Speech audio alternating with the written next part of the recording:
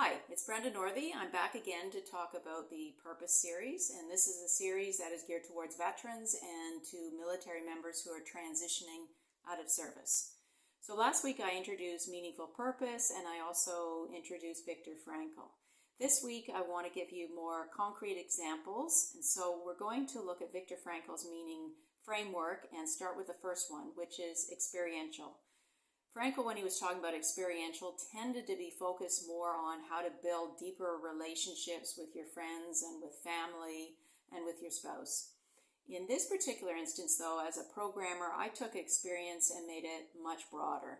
I made it into new experiences and new challenges. So keeping in mind that I'm just going to be providing some suggestions today, they may not lead to deep, meaningful change because the video is too short to get into too much detail, but you never know. Maybe some of these changes will change your life. So we're going to start by just look at your day, your routine. Write it down and look at that routine and say, well, what is the areas in there that I would feel comfortable making some changes? So for some of you, it may be big changes. You may want to try bungee jumping. You may want to try a new sport. You may want to try a new camping site. You may want to try a new type of book to read instead of science fiction. Maybe it's mystery. For some of you, it may be actually a lot smaller, which is looking at your coffee and even changing what kind of change in my coffee. Or it may be looking at the meals that you have every day and deciding that you're going to try a new lunch meal and you're going to make it yourself.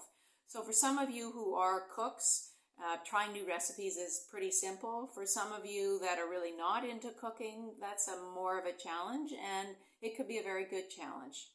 The other thing you may want to do is combine a little bit and combine a social experience with a new challenge.